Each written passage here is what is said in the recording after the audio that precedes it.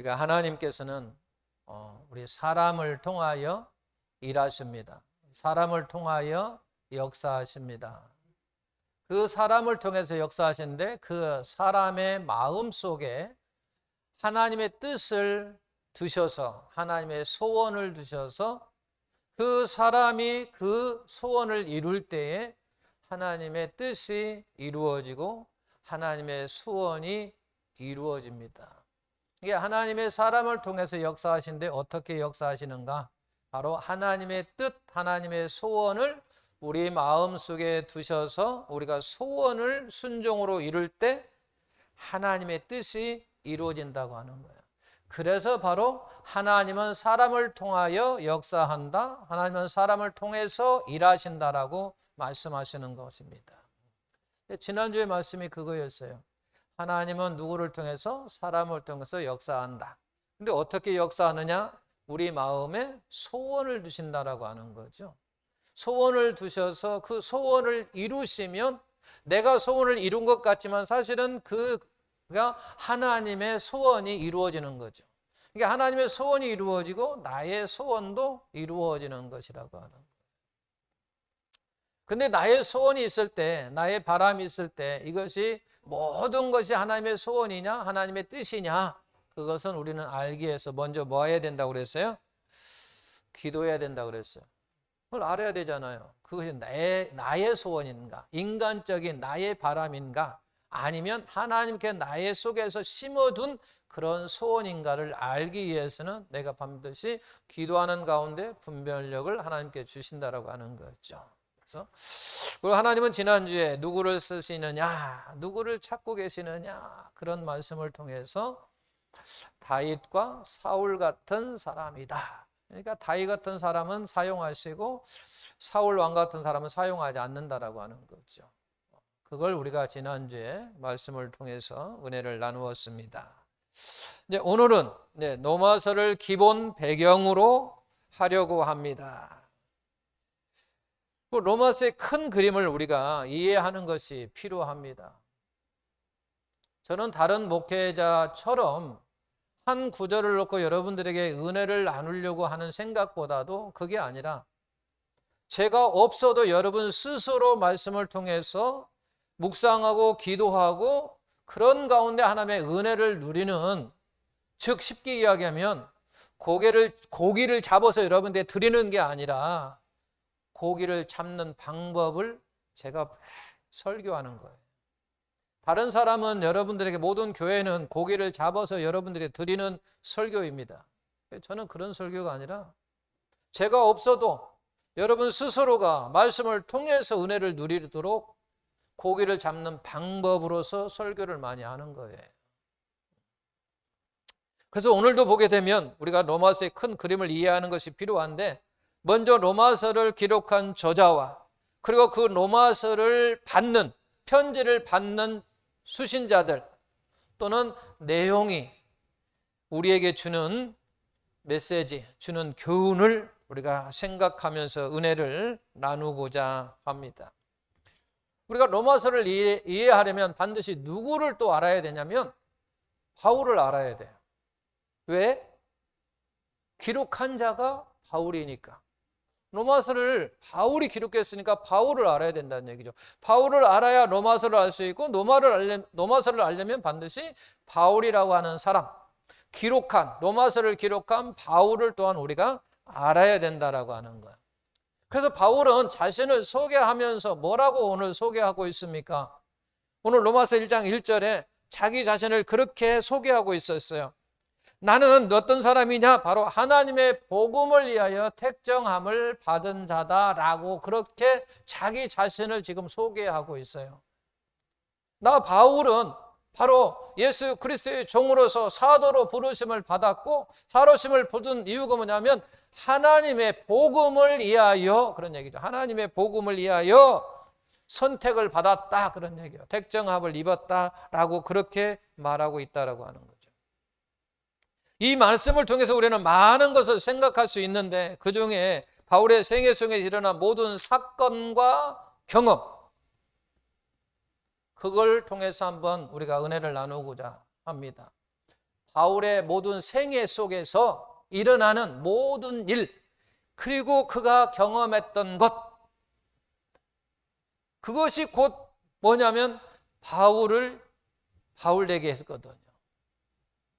바울의 생애 속에 어떤 한 부분을 보는 게 아니라 바울을 지금 전체의 생애를 보게 되면 그의 모든 일이 있어요. 사건이 있어요. 그에게 일어난 모든 사건들이 있어요. 그리고 그에게 많은 것들을 뭐 했냐면 경험했다라고 하는 거죠. 체험했어요. 그러니까 그에게 모든 일이라고 하는 건 뭐냐? 우리가 전에 우리가 알아봤지만 바울이 예수님을 만난 전과 후가 있다라고 하는 거죠. 이게 모든 일이에요. 이게 모든 일. 이 부분만이 그의 사울의 바도의 모든 일이 아니라 이게 예수님 만난 이후에 그의 좋은 어떤 하나님을 이해한 사명을 받고 산 그런 삶만 그의 모든 일이 아니라 모든 일이라고 하는 것은 전과 후 사도 바울의 생애에 예수님 하나님을 대적한 그와 같은 사건도 있고 오직 하나님을 이해한 삶을 사는 그와 같은 사건도 있다라고 하는 거예요. 그의 모든 사건을 이야기하는 거죠. 그런 모든 사건이 결국은 바울이 바울되게 만들었다고 하는 거죠. 또 바울이 어떤 사람이 되겠냐? 복음의 사람으로 만들었다고 하는, 무슨 사람? 복음의 사람으로 만들었다고 하는 거죠. 복음의 사람으로 만들었어요. 이와 같은 내용을 통해서 우리가 바울을 한번 생각해 보는 데서 그 속에서 우리가 얻을 수 있는 교훈 또는 메시지가 있어요. 가만히 생각해 보세요. 이런 걸 통해서 보면 이 모든 일 중에 예수님을 만나기 전에 바울은 어떤 사람이었냐면 하나님을 대적한 사람으로서 그는 폭행자였어요. 박해자였었어요. 또는 비난하고 정죄하는 자, 예수님을 믿는 사람들을 잡아다가 옥에 가두는 일을 했다라고 하는 거죠. 이 일만 했을 때 이것을 부분적으로 바라본다면, 우리가 부분적으로 바라본다면 한문에 보면서 믿는 사람들은 이 순간을 바라보면 아주 나쁜 놈이죠. 그잖아요. 예수 믿는 사람을 잡아 지금 감옥에 가두고 박해하고 폭행하고 한다고 생각하면 우리가 생각할 때 그럼 엄청나게 나쁜 놈이에요. 그럴 수밖에 없잖아요. 그 부분을 보면은. 근데 이 부분을 또 무시하고 예수님을 만난 이후에서의 바울을 바라본다면요 엄청나게 참 위대한 사람이에요. 근데 이와 같은 모든 과정을 통해서 보게 되면 우리는 어떤 생각을 하냐면 누구도 사람을 함부로 뭐하지 마라, 평가하지 마라는 얘기죠. 우리에게 주는 메시지가 이거예요. 함부로 남을 평가하지 마라는 얘기죠. 우리는 사실 그래야 돼요. 하나님은 사람을 그 어떤 걸 다 평가할 수 있어요. 왜냐하면 하나님은 전체적으로 보거든요. 그가 아직 우리의 삶을 아직 살지 않는 미래가 있다 할지라도 하나님은 나의 전부를 보는 거죠. 나의 전체를 보고 나의 종합적인 것을 보고 하나님은 나를 평가하신다라고 하는 거예요. 그런데 우리 인간은요, 그 어느 누구도 사람을 전체적으로 종합적으로 볼 수가 없어요. 우리가 보는 것은 무엇으로 봅니까? 부분적 분이 못 봐요. 부분적 분이 못 봐요. 우리가 사실은 전체적으로 본다면요 아마 여기서 앉아 있을 사람 대가 많지 않을 거래요. 너무 부끄러워서 나의 전체를 여러분 한번 본다고 생각해보세요. 그러면 사실은 부끄러워서 앉아 있기도 힘들어요. 그러니까 우리가 보는 것은 그냥 겉모습, 아주 일부분, 아주 부분적만 본다라고 하는 거죠. 부분적. 그러므로 그래서 우리는 통해서 봐봐요. 여기 부분적으로 본다면 아주 나쁜 놈이에요. 그죠? 아주 나쁜 놈이에요. 그런데 우리는 어떤 사람을 볼 때 결국은 우리가 볼 수 있는 것은 한정적이라는 얘기죠. 한정적으로 부분적만 보니까 우리는 누구든지 함부로 뭐 하지 말라, 평가하지 말라는 얘기예요. 그래서 어떤 사람을 정죄하거나 비난하거나 그러지 말라는 얘기죠. 우리는 뭐 해줘야 되냐? 기다려줘야 된다라고.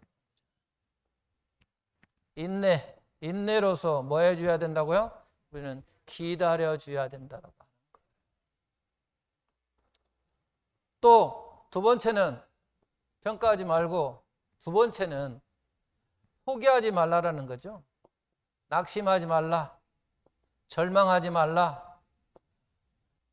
우리가 이때 보면요, 절대로 이놈은요, 예수 믿는 놈 될 수 없는 놈이요.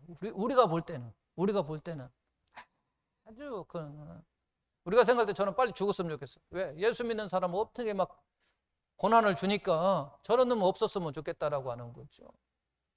그러나 세월이 지나고 나니까 그 사람이 없어서는 안 될 사람이 되어 있다는 거죠. 기독교 역사에 아주 큰 영향을 준 사람, 예수님 다음으로 영향을 준 사람이 되어버렸잖아요. 우리는 뭐 하냐면 그렇다고 이럴 때라도 포기하지 말라라는 거죠. 낙심하거나 절망하지 말라는 얘기죠. 낙심하거나 절망하지 말라. 기다려라는 거죠. 기다리라는 거죠. 누구처럼? 사실은 예수님처럼. 제가 오후 시간에 그러잖아요. 우리 예수님의 기다림. 바보 같은 그 기다림 때문에 우리가 지금 존재하고 있는 거죠.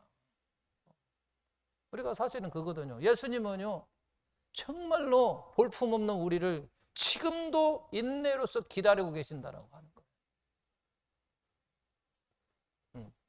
그래서 우리도 마찬가지예요. 우리도 이와 같은 저자를 통해서, 바울의 저자를 통해서 그의 생애 전체를 모습을 통해서 볼 때, 우리도 마찬가지로 어떤 사람을 함부로는 우리만큼은 세상 사람은 어떻게 살든지 우리 하나님을 믿는 자녀들만큼이라도 다른 사람을 함부로 비난하거나 정죄하지 말고 평가하지 말고 좀 기다려주자, 인내하자라는 거예요. 인내하자. 낙심하지 말고 절망하지 말고. 왜? 내가 하는 것은 부분적으로 보는 거죠. 부분적으로니까 우리는 어떤 사람이 어떤 것을 할 때 그것만 봐가지고 하지 말고 좀 더 기다려주자라고 하는 거죠. 왜? 우리는 무엇보다 부분적으로 보기 때문에 그렇다는 얘기죠. 바울이 스데반을 죽이는 일에 증인을 선 것도 나중에 바울이 복음을 알고 난 다음에 자기가 어떤 일을 했는지를 알았을 때 그는 뭐라고 고백했냐면 하나님의 은혜를 더욱 은혜되게 했다라고 하는 거예요. 그리고 그는 뭐라고 기억합니까? 고백합니까? 나는 죄인 중에 괴수라고 그렇게 고백했다라는 거예요. 바울은 하나님께서 복음을 위해 택하신 사람임에도 불구하고 그의 반평생은 하나님을 대적하며 산 사람이었다라고 하는 거죠. 그런데 결국 그는 어떤 사람이냐? 복음의 사람이 됐다, 그런 얘기예요. 우리 가운데에서도 믿음이 조금 더디게 성장하는 사람도 있어요. 우리는 그 사람을 보면서도 뭐 하지 말라? 낙심하거나 절망하지 말자. 좀 더 기다려주자. 우리가 인내하면서 좀 기다려주자. 그런 얘기예요. 주님께서 나를 인내하고 기다려주시는 것처럼 나도 저분이 좀 믿음이 좀 연약해도 나도 우리 예수님처럼 조금 낙심하거나 절망하지 않고 좀 기다려주자. 그런 얘기죠. 기다리면서 기도하면서 하면 된다라고 하는 거죠. 자, 이제 두 번째로 로마서가 수신자가 주는 메시지 교훈입니다. 우리가 이제 본문 말씀을 통해서 바로 로마서의 수신자를 만납니다. 우리가 청중이 누구인지, 그 로마서를 누가 받아보는지 그걸 한번 가만히 보겠습니다. 6절, 8절입니다. 어떤 사람이 지금 편지를 받냐? 그런 얘기죠. 너희도 그들 중에서 예수 그리스도의 것으로 부르심을 받은 자니라. 로마에서 하나님의 사랑하심을 받고 성도로 부르심을 받은 모든 자에게 하나님 우리 아버지와 주 예수 그리스도와 의대로부터 은혜와 평강이 있기를 원하노라. 먼저 내가 예수 그리스도 말미암아 너희 모든 사람에 관하여 내 하나님께 감사함은 너희 믿음이 온 세상에 전파됨이로다. 14절 내 형제들아 너희가 스스로 선함이 가득하고 모든 지식이 차서 능히 서로 권하는 자임을 나도 확신하노라. 그러나 내가 너희로 다시 생각나게 하려고 하나님께서 내게 주신 은혜로 말미암아 더욱 담대히 대략 너희에게 썼다. 너희에게 로마서를 써가지고 너희에게 보냈다. 그런 얘기예요. 자, 누구에게 보냈는가를 우리는 말씀을 통해서 한번 보겠습니다. 누구에게 썼어요? 지금 어떤 사람들에게, 로마서에 어떤 사람들에게 지금 사도 바울이 편지를 썼는지 그 내용을 자세히 한번 보자라는 거예요. 우리가 6절, 7절을 한번 보십시오. 어떤 사람에게 지금 편지를 썼냐면, 먼저 6절에 보게 되면 어떤 사람에게 편지를 썼어요? 부르심을 받은 자, 그런 얘기죠. 예수를 믿지 않는 사람이 아닙니다. 저 세상의 바깥에 있는 세상 사람에게 지금 편지를 보낸 게 아니라 부름을 받은 자라고 이야기했고, 7절에서는 뭐라고 했어요? 하나님의 사랑하심을 받고 성도라는 얘기예요. 이 말씀을 6절, 7절을 한 말씀으로 엮는다면 그거예요. 하나님의 사랑을 받고 부르심을 받은, 즉 누구? 성도라고 하는 거예요. 누구에게 편지했다고요? 로마서가? 사도 바울이 지금 로마서를 통해 누구에게 편지했어요? 하나님의 사랑을 받고 부르심을 받은 자, 즉 누구? 성도에게라는 얘기죠. 그 성도가 어떤 성도인가 라고 하는 말씀은 바로 14절, 15절 말씀에 또 더 보충 설명하고 있어요. 그러니까 하나님의 사랑을 받고 부르심을 받은 자, 즉 성도인데 그들이 어떤 성도인가 가만히 보십시오. 그 성도는 8절 끝에 보면 그들이 어떤 게 지금 전파됨이라? 믿음이 온 세상에 전파됐다라고 하는 거죠. 사랑을 받고 부르심을 받은 그 즉 성도들이 어떤 신앙을 가지고 있느냐, 그들이 어떤 믿음을 가지고 있느냐라고 할 때 아주 대단히 좋은 믿음을 가지고 있다 그 말이에요. 소문이 날 정도로 온 세상에 그들의 믿음이 소문날 정도로 좋은 성도들에게 지금 사도 바울이 보내는 편지라고 하는 거예요. 그것뿐만이 아니에요.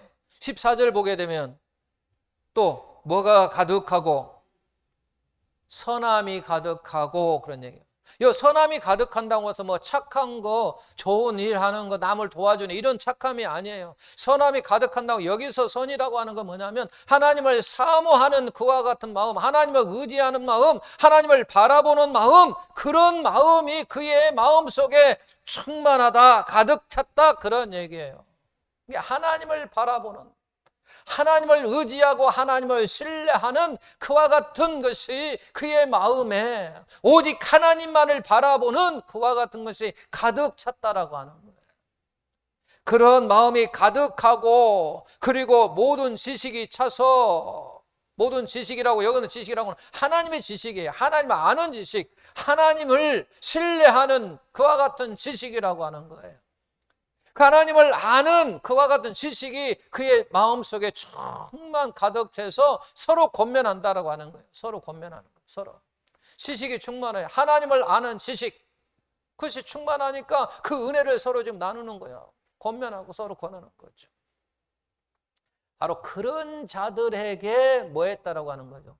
편지 썼다라고 하는 거예요.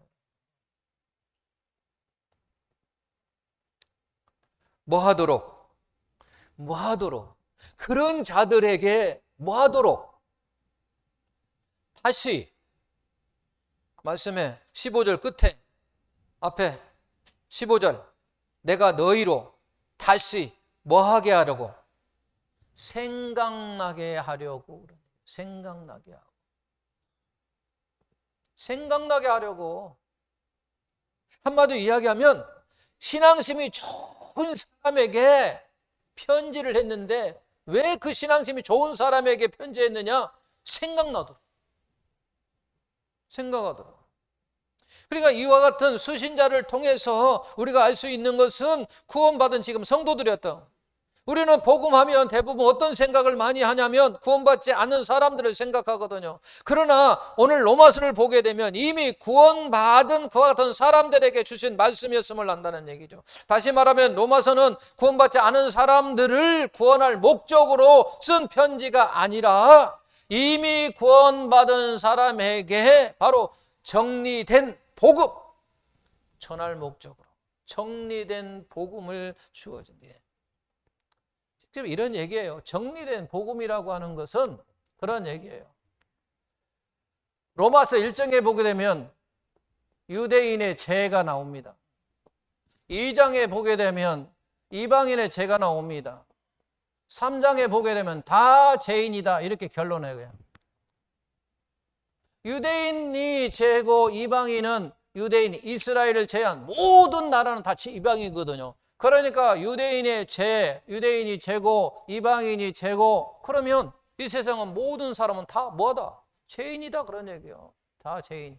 이 죄인들이 뭐냐면 믿음으로 말미암아 의롭게 된다. 그게 첫 케이스가 누구냐? 아브라함이다. 그리고 아브라함의 조상이 나오잖아요. 이것이 로마서 4장에 나옵니다. 그러니까 1장, 2장, 3장, 4장, 5장에는 이제 뭐가 나오냐면 그래서 예수 그리스도의 피로 말미암아 너희가 의롭게 되니 구원받는 자가 되니 그런 얘기죠. 자가 됨으로 말미암아 5장, 6장, 죄에서부터 7장 율법으로 말미암아 너희는 자유를 얻었다. 그래서 그 어느 누구도 정죄할 수 없다라고 이야기하는 거죠. 하나님의 사랑에서 끊을 수 없다. 그런 이야기를 하는 거죠. 이렇게 이게 정리된 복음이거든요.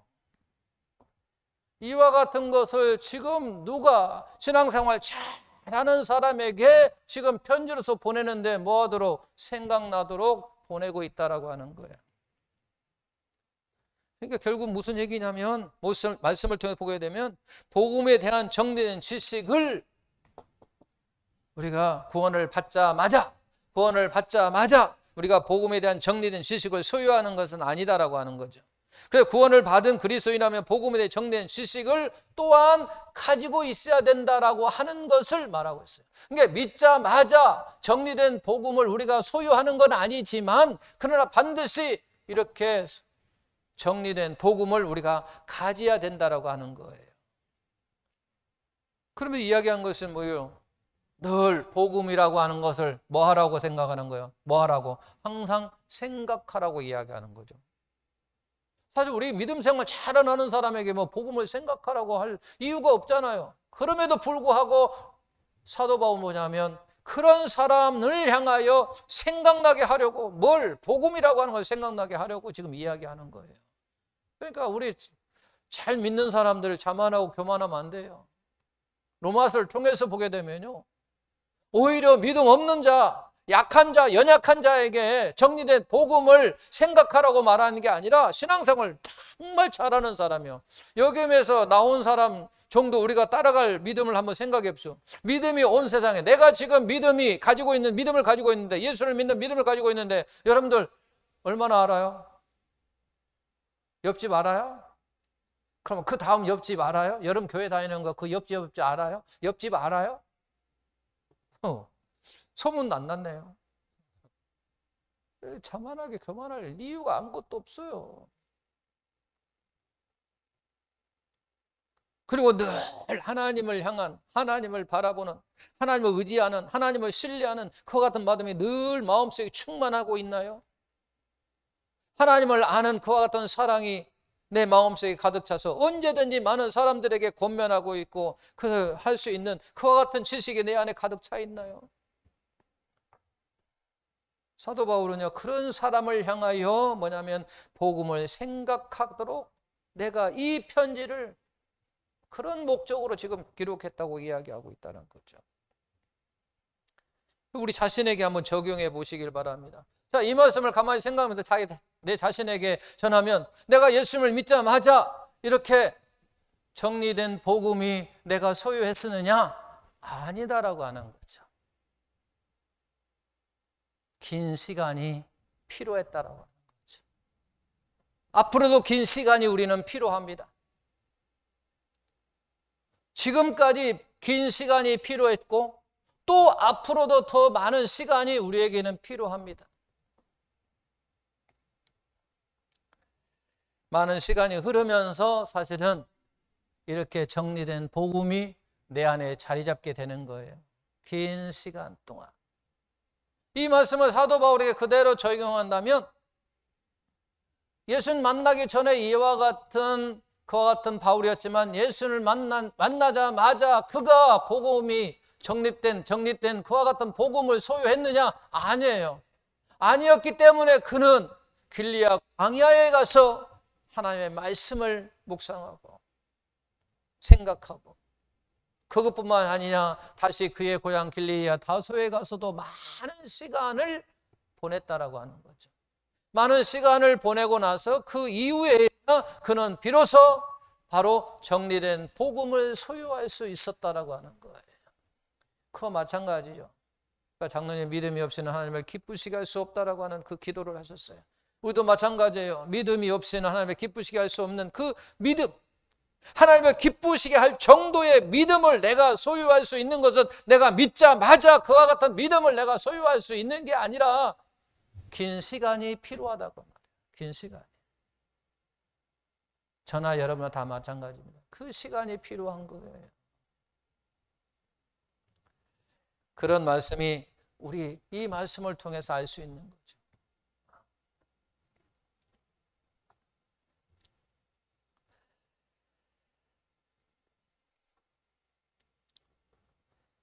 많은 사람들이 자신도 모르는 사이에 또한 복음에 대한 선입견은 복음은 구원받지 않은 사람에게 필요한 것이라는 그런 선입감을 많이 가지고 있는데 오늘 본문 말씀을 통해서 우리는 그것을 깨야 된다라고 하는 거예요. 아하, 복음은 믿지 않는 사람에게도 필요합니다. 필요하지 않는 게 아니에요. 반드시 그것도 필요합니다. 그러나 우리는 믿음의 사람으로서 아하, 구원받은 사람에게, 이미 구원받은 사람에게도 반드시 뭐가 필요하다? 복음이 필요하다라는 거 사실이에요. 자, 질문 하나 할게요. 그럼 복음이 믿지 않은 사람과 믿는 사람과 누가 더 필요합니까? 제가 이렇게 여러분에 묻는다면 뭐라고 이야기하겠어요? 복음 누구에게 더 필요한가? 세상 사람에게, 믿는 사람에게 1번, 2번.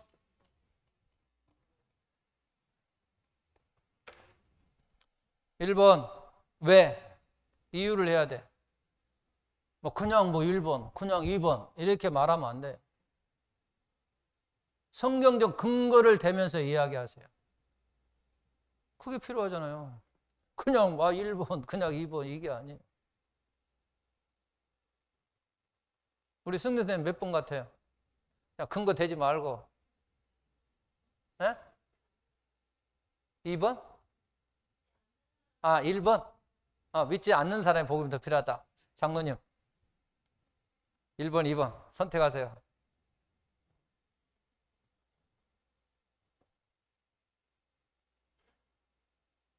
최 권사님 1번, 2번 2번? 1번, 2번 2번. 성도님 2번. 집사님 1번. 박사모 2번. 권사님 1번. 1번. 그럼 이제 여러분들이 이제 만약에 1번이라고 말한 사람은 가서 성경적으로 근거를 찾으시기를 바랍니다. 찾아보시기를 바랍니다.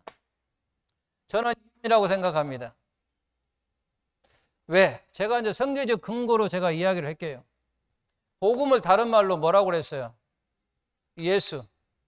예수는 우리가 생각하는 게 뭐예요? 아니, 십자가. 그럼 십자가 하면 이제 뭘 또 생각해요?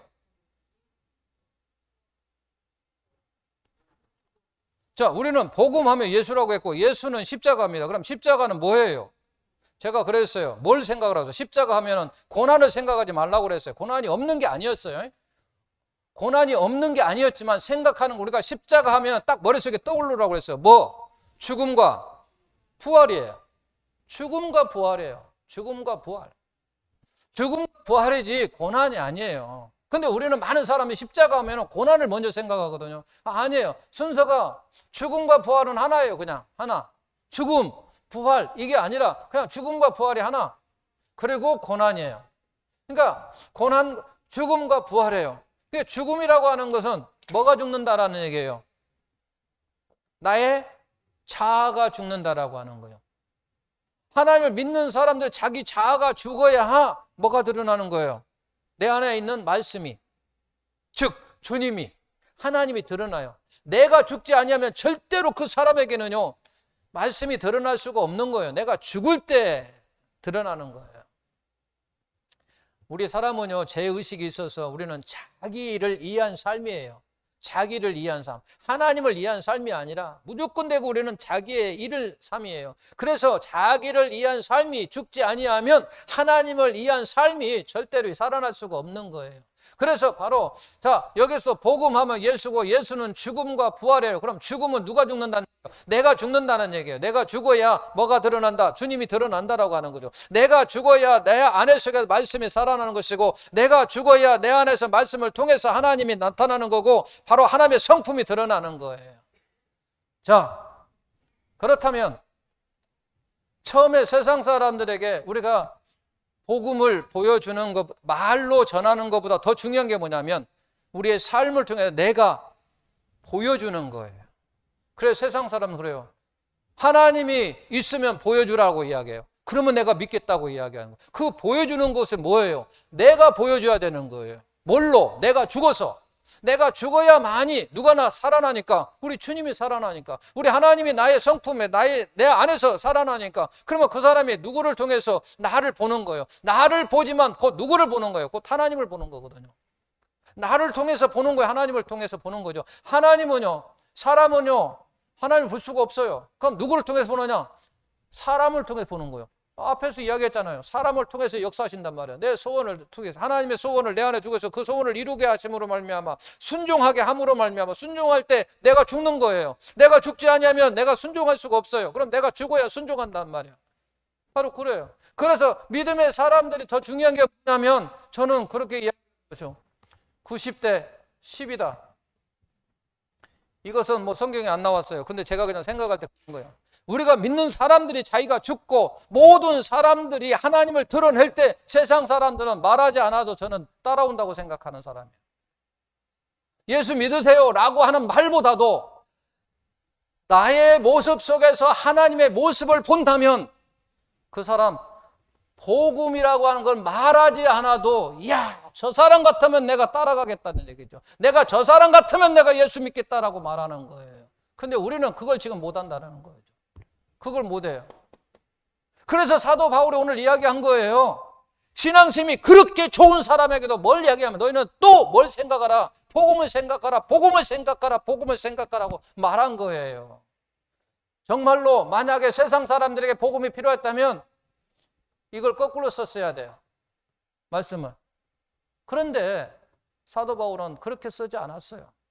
누구에게? 신앙심이 정말 좋은 사람에게도 말하는 게 뭐냐면 그에게 복음을 이야기했다라고 하는 거죠. 왜? 복음이 예수고 예수가 곧 십자가고 십자가 속에 바로 죽음과 부활 속에 바로 네 자신이 죽어야만이 주님이 살아나기 때문에 나의 자아가 죽어야만이 바로 하나님이 살아나기 때문에 바로 그 모습을 통해서 바로 복음이 되는 거죠. 그러면 내 몸이 곧 뭐예요? 복음이라고 하는 거예요. 나의 삶이 곧 복음이에요. 복음. 만약에 우리의 모든 기독교인들이 이 말씀을 깊이 우리가 묵상하고 새겼다고 한다면 변화가 일어나야 됩니다. 그러잖아요. 내가 다 말해 기독교 믿는 사람이 요즘 많이 줄었어도 그 사람이 정말로 내 안에 복음 정말 깨닫고 이야 사도 바울이 말한 건 뭐냐면 세상 사람을 향해서 복음을 외치라고 말하지 아니하고 네가 믿는 사람 아주 신앙이 좋은 사람에게 복음을 다시 생각하고 또 생각하라는 이유는 뭐냐면 복음의 삶을 살아라는 얘기잖아요. 복음의 삶이 뭡니까? 곧 죽음이거든요. 그래야 누가 사니까? 하나님의 살아나니까. 바로 그런 거죠. 그렇게 살 때 바로 세상 사람들은요, 놀랄 수밖에 없는 거예요. 이야, 예수 믿는 사람은 뭐가 달라도 뭐가 다르다고 이야기하는 거예요. 그래서 여기에서 소문이 난 거예요. 그들 믿음이 그냥 소문이 났겠어요? 그 행동이 달랐으니까 소문이 난 거죠. 이야, 저들 다르더란 얘기예요. 예수 믿는 사람 다르다란 얘기죠. 그래서 이 믿음으로 말미암아 그들이 온 세상에 뭐예요? 전파됐다는 얘기죠. 믿음이 온 세상에 전파됐다고 하는 그들의 삶이 달랐다라고 하는 거죠. 그냥 전파된 게 아니에요. 그냥 소문난 게 아니에요. 달라졌다라고 하는 거죠. 그의 삶이 뭔가 달라졌다고, 그의 행동이 달라졌다라고 하는 거죠. 그의 행동이 달라졌다라고 하는 한 계단 더 올라가면 그의 생각이 바뀐 거예요. 생각이 바뀌지 않고 행동이 달라진 건 그 이선자거잖아요. 근데 이것은 모든 사람들이 인정할 정도이니까 그 사람의 생각과 그 사람의 행동이 일치됐다라고 하는 거예요. 삶이 변한다라고 하는 그의 생각이 변한다고 하는 거예요. 그의 생각이 변한다는 것은 말씀으로 변화가 받았다는 얘기예요. 우리 인간은요, 죄성을 가져서 절대 변하지 않는 습성을 가지고 있지만 하나님만이 우리를 변화시킬 수 있거든요. 말씀만이 능력이 있어서 우리를 변화시킬 수 있는 거죠. 그 변화라는 게 뭐냐면 우리 생각을 변화시키는 거죠. 우리 생각을 변화시키면요, 환경이 아무리 어렵고 뭐다 할지라도 할렐루야 찬양하고 감사하고 고백한다라고 하는 거죠. 환경이 보이지 않아요. 그래서 오늘 본 말씀을 통해서 우리가 그런 거예요. 우리가 저자를 통해서는 뭘 우리가 보는 메시지냐면, 사람을 함부로 평가해서는 안 되겠구나.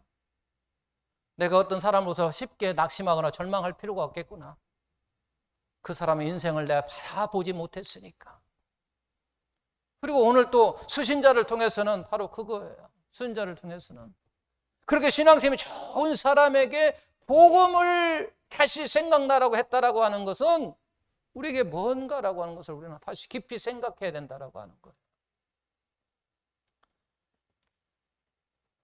그리고 제가 그것까지 이야기했는데 로마서는 어떤 것인가? 로마서 내용이 뭐냐라는 얘기죠. 간단하게 설명하겠습니다. 로마서는 어떤 책입니까? 간단하게 해서 복음을 설명한 책이에요. 제가 이야기했잖아요. 1장, 2장, 3장, 4장 다 이야기했잖아요. 로마서는 어떤 책이냐 했을 때 바로 복음을 설명하는 책이라고 하는 거죠.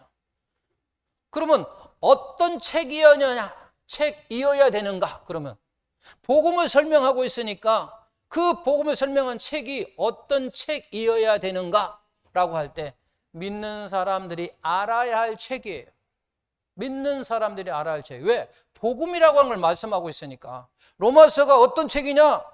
바로 복음을 설명하는 책이란 말이야. 복음을 설명하는 책이면 어떤 책이어야 되느냐라고 할 때 그러면 복음을 설명하고 있으니까 믿는 사람이라면 다 복음을 알아야 된다고 하는 거예요. 그래서 이것을 간단하게 요약하면 그런 얘기예요. 복음을 설명한 로마서는 모든 그리스도인이 알아야 할 책. 내용은 뭐냐라고 이야기할 때 그렇게 우리는 간단히 요약할 수 있어요.